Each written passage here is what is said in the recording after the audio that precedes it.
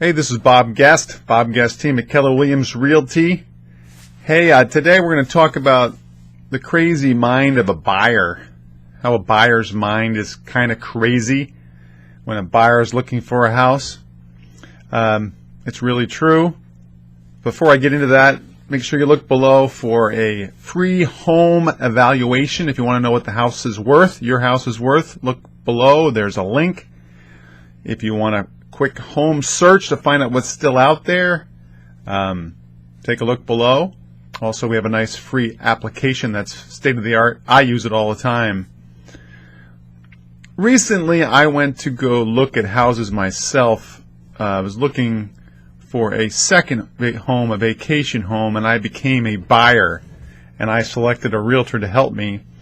And I quickly, putting myself in that position, I quickly realized how crazy a buyer's mind becomes. Because when you're looking for a property, there's so many things that you have to weigh in the balance. I mean, you have to look at how much debt you're going to incur. You're going to have to look at how much that expense is going to impact your life and your future savings. You have to look at every aspect. Are you really going to, is it really necessary? How much house do you really need? What house is going to make you the most comfortable? What's going to make you happy? Is the house going to make you happy? I mean, what do you really need? There's just so many questions that your mind goes into crazy mode. And then when you start looking at houses, you start to realize the true reality of what's out there. And oftentimes you go through what we call a energy curve or a learning curve that sort of goes way up because you get excited, and then you realize what's out there and you go way down, and then you become to realize what you can afford, and then things kind of level out. But the mind of a buyer is crazy because the emotions go like a roller coaster. It's hard. It's very difficult for a buyer to make decisions. Now, as a seller, it's your job to try to clear up the clutter in the buyer's crazy mind.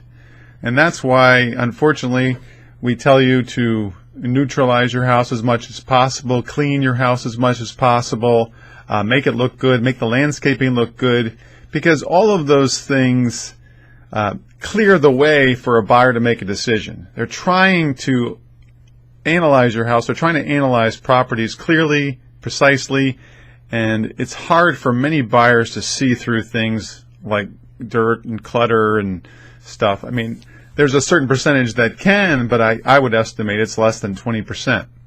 So always realize that the mind of a buyer is just crazy. I don't like being in a buyer position. It's difficult for a buyer to make decisions. It's just very, very hard. However, buyers do become extremely informed. After they've looked at 10, 15, 20 houses in an area and in a certain price range, they know exactly what houses are worth. And the good news is that over a very short period of time, a buyer can become very good at analyzing properties.